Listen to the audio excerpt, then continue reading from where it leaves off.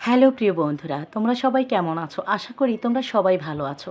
আমিও ভালো আছি। তো প্রিয় বন্ধুরা, আজকেও মজার একটি গল্প নিয়ে চলে এলাম তোমাদের সামনে। তো চলো দেরি না করে গল্প শুরু করা যাক। বন্ধুরা, আমার নাম অর্পিতা।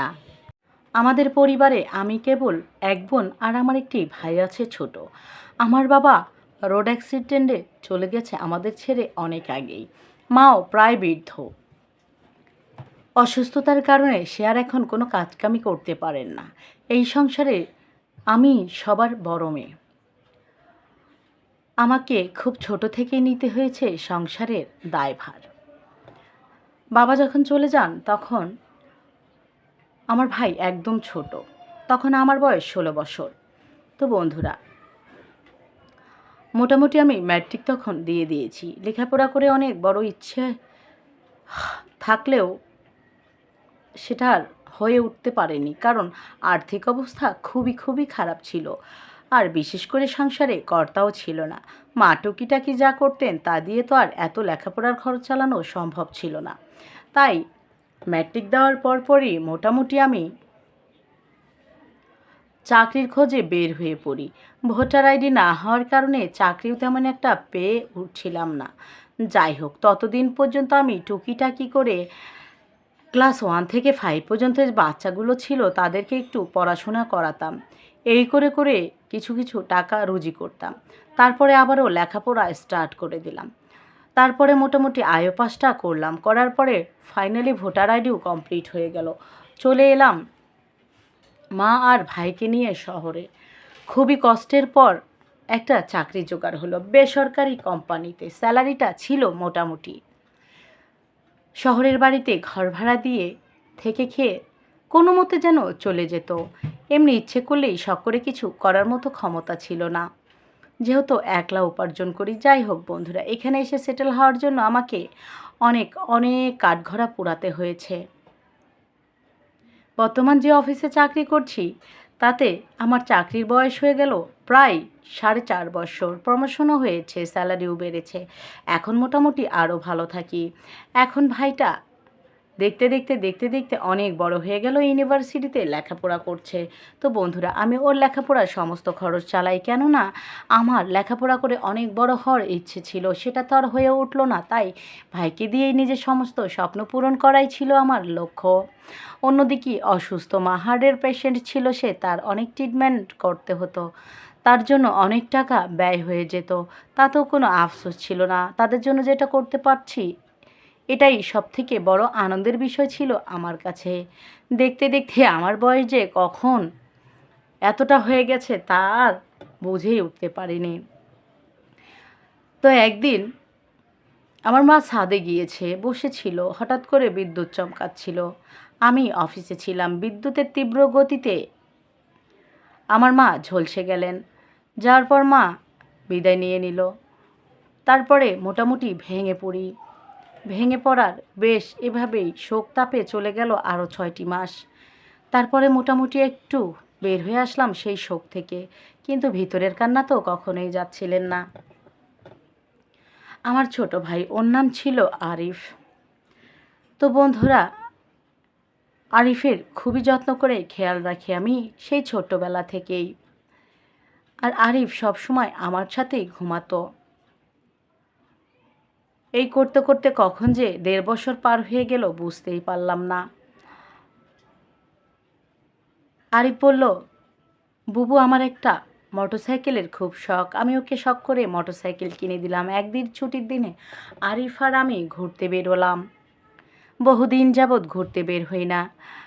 ঘুরতে বের হলাম, অনেক জায়গা ঘুরলাম, পার্কেও গেলাম, সেখানে চরকিতে উঠলাম, দোলনায় উঠলাম, আরও অনেক আনন্দ করলাম। করে আমরা সারাদিন পর রাতে ডিনার করে বাড়িতে ফিরে আসি। আসার পরে আমি আরিফকে বললাম, কী রে, কিছু খাবি? আমরা আর দুজনের মধ্যে একজনও কিছু খেলাম না। না খেয়ে আমরা রিং রুমে বসে টিভি দেখতে লাগলাম।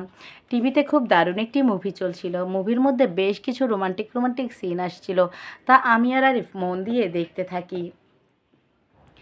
এক পর্যায়ে আরিফ বলল, চলো ঘুমোতে যাইবু। আমি বললাম, ঠিক আছে চল। রাত অনেক হয়ে গেল। তারপরে শুতে চলে গেলাম। রাত্রে আমি ক্লান্ত থাকায় গভীর ঘুমে আচ্ছন্ন। হঠাৎ করে চোখ একটু একটু করে খুলে দেখি কানের কাছে কী সব শব্দ হচ্ছে, আওয়াজ হচ্ছে। আচ্ছা কিসের আওয়াজ? চোখ মেলে দেখলাম যে ওর হাতে মোবাইল। তো ২-৩ বার দেখার পরে আমি ফাইনালি একটু মুখ তুলে দেখলাম, ও মা, সে তো মোবাইলের মধ্যে অন্য কিছুই দেখছে। নিশ্চয়ই তোমরা বুঝতে পারছো বন্ধুরা, ও মোবাইলে কী দেখছিল। ও মোবাইলে ওই সব দেখছিল। ওই সব মুভি অনেক সুন্দর করে সে দেখতে থাকলো। আমি ছোট ভাই কিভাবে কথা বলতে পারি? আমি মুখটা ফিরিয়ে চুপচাপ করে শুয়ে রইলাম। তারপরে দেখলাম ও কেমন কেমন যেন করছে। আমার বিষয়টা মোটেও ভালো লাগলো না। আমার তো অনেক ঘুম চোখের মধ্যে, আমিও ঘুমিয়ে থাকলাম। তো এই করে বেশ কিছুটা সময় কেটে গেল। তারপরে দেখলাম ও হঠাৎ করে ওর পাটা দিয়ে আমার পায়ের মধ্যে কেমন জানি একটা আচরণ করছে। তো একটু আমার পায়ের মধ্যে ঝিমঝিম ঝিমঝিম করে উঠল। আমি বিষয়টা নজরআন্দাজ করে ফেললাম।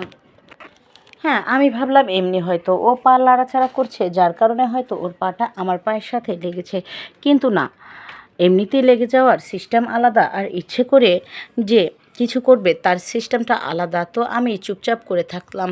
অন্যদিকে বুকের মধ্যে ভয়ে ধক ধক ধক ধক করছিল, আর শ্বাসটা খুবই ঘন হতে থাকছিল। বুঝে উঠতে পারছিলাম না যে আমার এখন আর কি করা উচিত।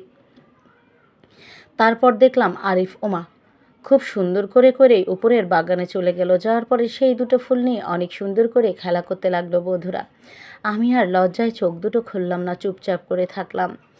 আমি দেখতে চাইছিলাম ও কতটা বড় হয়েছে, আরও কি কি করতে পারে। ওমা, ফাইনালি সে অনেক সুন্দর করে সেই ভাপা পিঠা খাওয়া শুরু করলো। খেতে খেতে খেতে খেতে বেশ সময়টা চলে গেল। যেতে আমি একটা জিনিস উপলব্ধি করলাম, আসলে এটা তো আমার কাছে খুবই ভালো লাগছে, দেখি ও আরও কি করতে পারে।